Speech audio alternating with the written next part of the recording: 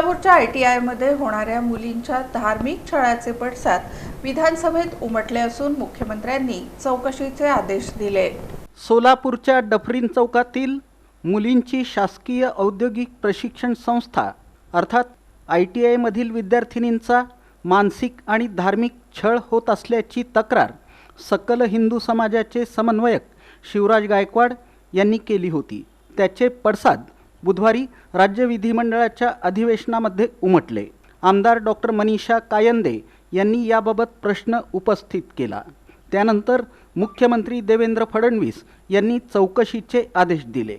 नाशिकच्या TCS प्रमाणे सोलापूरच्या ITI मध्ये मुलींच्या जबरदस्तीने धर्मांतरासंबंधीच्या लेखी तक्रारी 150हून अधिक मुलींनी केल्या आहेत। धर्मांतरासाठी जे मुलींना छळत आहेत त्यांना नोकरीवरून काढा अशी मागणी आमदार डॉक्टर मनीषा कायंदे यांनी केली। राज्यभरात धर्मांतरासाठी नाशिक आणि इतर शहरांमध्ये झालेल्या घटनांचं उदाहरण देत त्यांनी सोलापुरातील शासकीय ITI मधील घटनेचाही उल्लेख केला। TCS झालं, विप्रो झालं, SBI झालं, शासकीय सोलापूर ITI यामध्ये 150 मुलींना हा त्रास होतोय। माझ्याकडे त्यांची तक्रार पत्र आहे। शासकीय ITI आहे मुलींचं सोलापूरला, तिकडे सुद्धा अशा प्रकारचं धर्मांतरांचे हे सगळे कंप्लेंट लेटर्स माझ्याकडे मुलींचे हस्तलिखित आलेले आहेत। याच्याबाबत त्वरित आपण त्यांच्यावर कारवाई करावी। संबंधित जे छळतायत मुलींना धर्मांतरावरून त्यांना त्वरित नोकरीवरून काढा।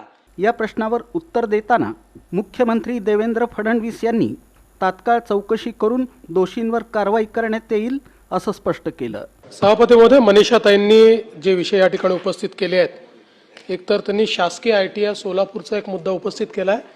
तात्काळ त्याची चौकशी करण्यात येईल आणि जो कोणी दोषी असेल त्याच्यावर कारवाई करण्यात येईल।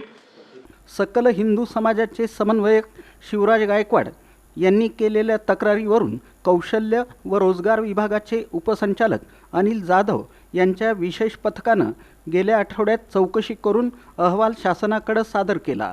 समाज माध्यमांमध्ये व्हायरल झालेल्या व्हिडिओची दखल पोलिसांनीही घेतली।